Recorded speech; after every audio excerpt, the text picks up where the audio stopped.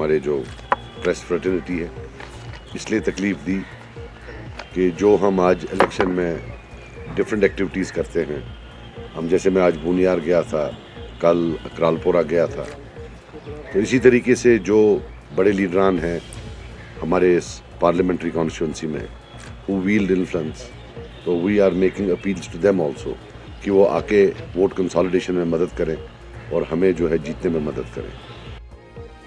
Pacific institute जिला अनंतनाग का number 1 coaching centre, जहां पर 2007 से मुसलसल वादी के मशहूर व मारूफ असातिज़ा साहिबान बच्चों को 11th 12th medical, non medical, NEET और जेईई की कोचिंग जदीद तर्ज पर अंजाम दे रहे हैं। साथ ही complete study material, test series, free wifi campus, 15 days free demo classes की सहूलियात मैसर है। अपने रोशन मुस्तकबिल की जमानत के लिए आज ही ज्वाइन करें Pacific institute near axis bank, KP road, Anantnag. Call on 7780968745 8825041584।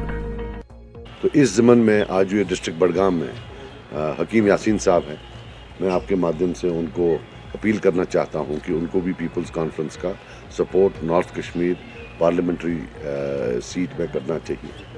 इसी तरीके से मैं नज़ीर खान साहब को भी अपील करता हूं कि वो भी जो है हमारे हाथ मजबूत करें और हमें जो है वहाँ उस डिस्ट्रिक्ट में सपोर्ट करें। मुझे पूरा यकीन है कि इंशाल्लाह इनका सपोर्ट अगर हमें मिलता है तो इंशाल्लाह वहाँ से भी जो है हमारी पार्टी फिर बहुत ही अच्छा परफॉर्मेंस दे सकती है। सुजात साहब, सबसे पहला सवाल ये है कि नेशनल कॉन्फ्रेंस को शिवसेना का सपोर्ट हासिल हुआ है और मार्केट में कल बीजेपी के एक लीडर ने कहा कि ये हमारे एलाई रहे हैं पास में, तो एप्रीहेंशंस हैं आपको कि असेंबली इलेक्शन में नेशनल कॉन्फ्रेंस और बीजेपी क्या हाथ मिला सकती है? देखिए, इलेक्शंस में बीजेपी का कोई अलाई नहीं होता है। जितने भी अलाइज बीजेपी के आए हैं वो इलेक्शन के बाद आए हैं। जैसे 1996 के इलेक्शन में National Conference was not in alliance with BJP, but after they won they went and sat with them. First he was the commerce minister and then the finance minister. जो दूसरा अलायंस हुआ जिसमें मैं भी आया, जिसमें मैं एक मिनिस्टर था, वो भी इलेक्शन के the election was fought to keep the BJP away, but 2014 में then they formed a government with PDP. But let us not forget that at that time also they first had confabulations and extensive discussions with National Conference to make a government with them. They were on the verge of making a government with them.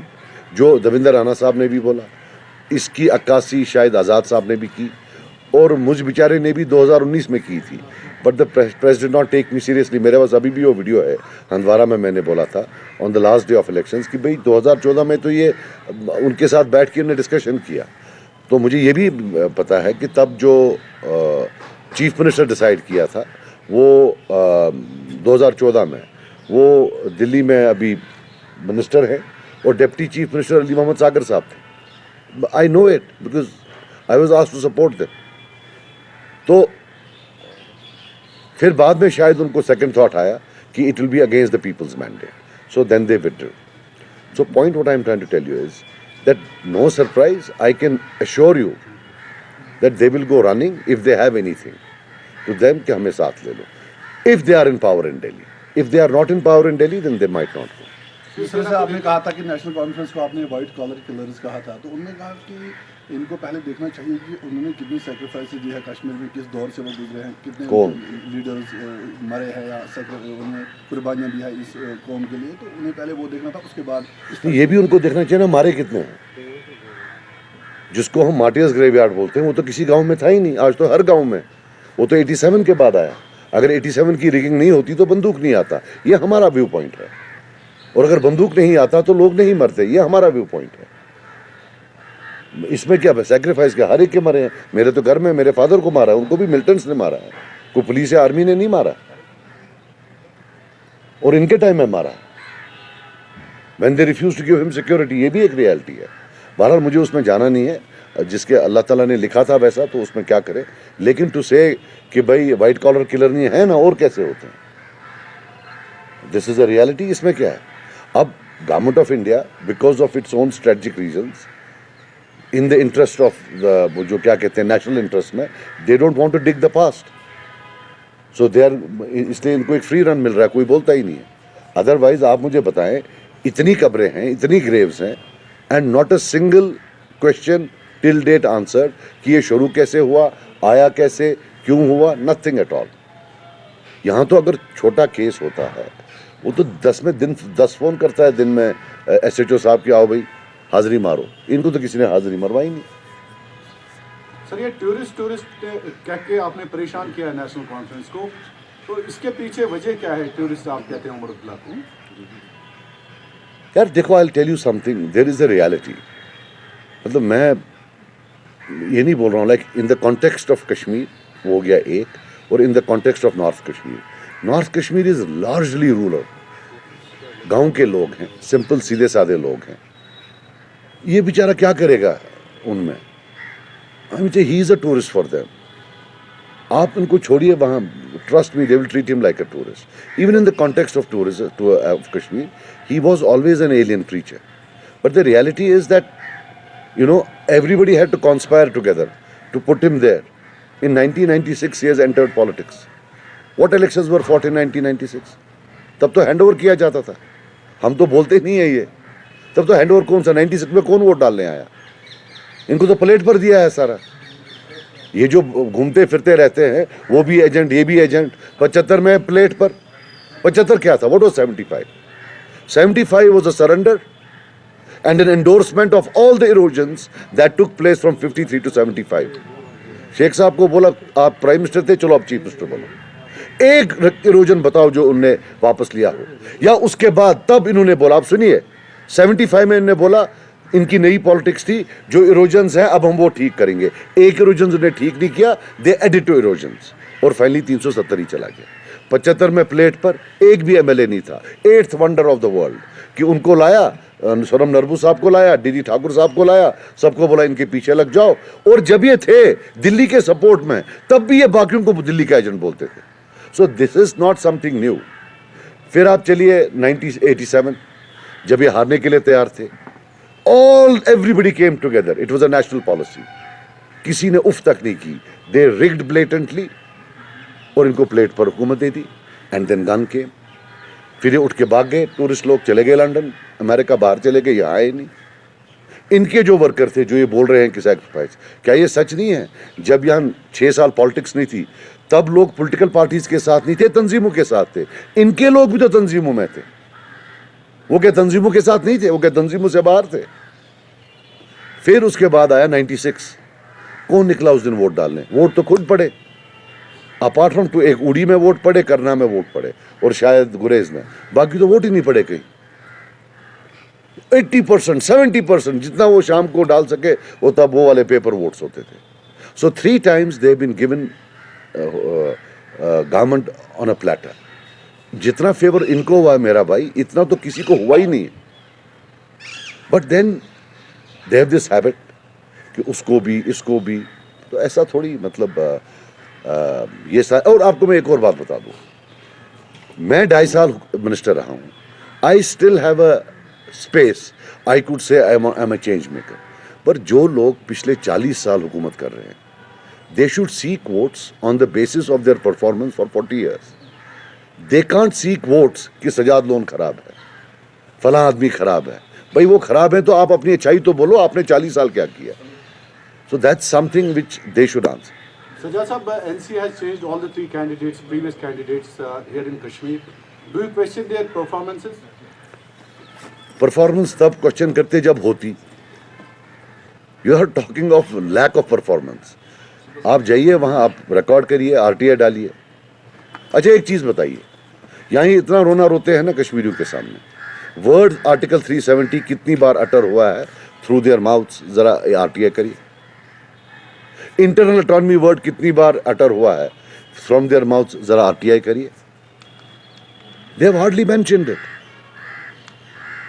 Put an RTI that how many times have they used the word 370, 35A, internal autonomy, 53 की position?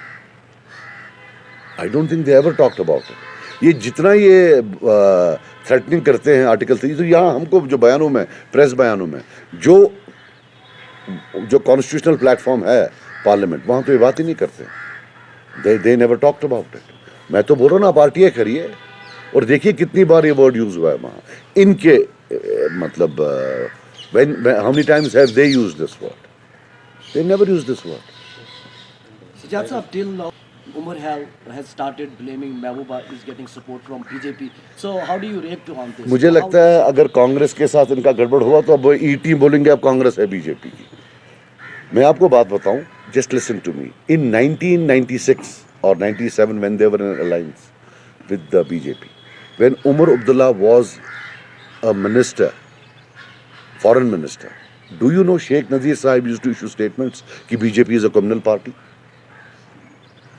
चित भी मेरी पट भी मेरी, foreign minister भी मेरा होगा बीजेपी गवर्नमेंट में, और अगर बीजेपी को गाली देनी होगी कि कम्युनल वो भी मैं ही दूंगा।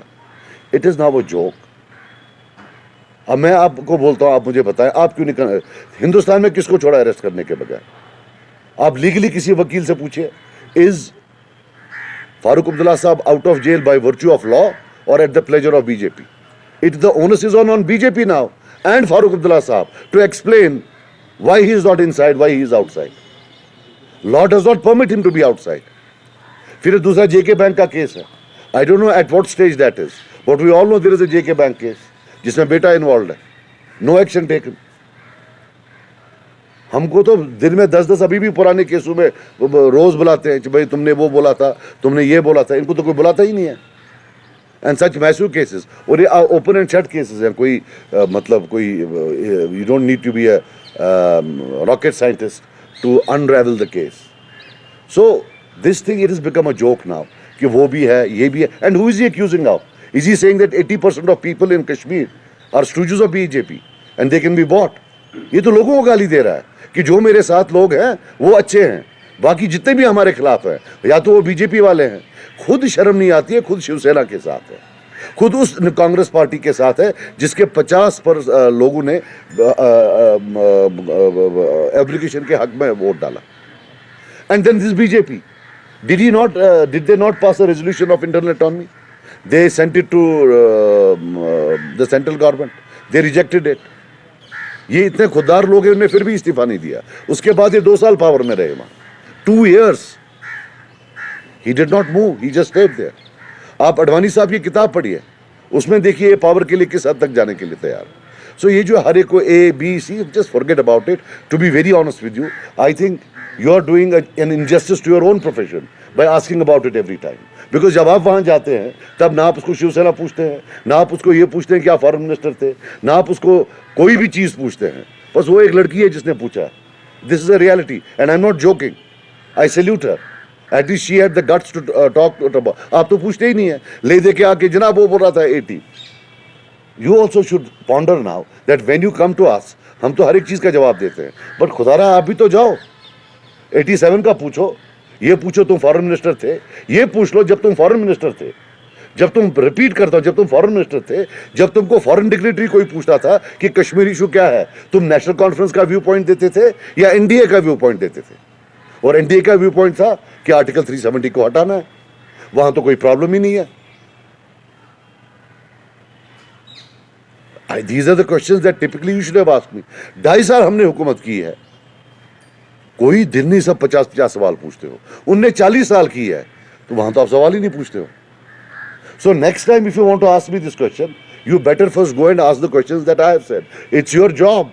If I am leveling an allegation against him, you have to take it to him. खबर गलत मत चुसवाना, वो नेम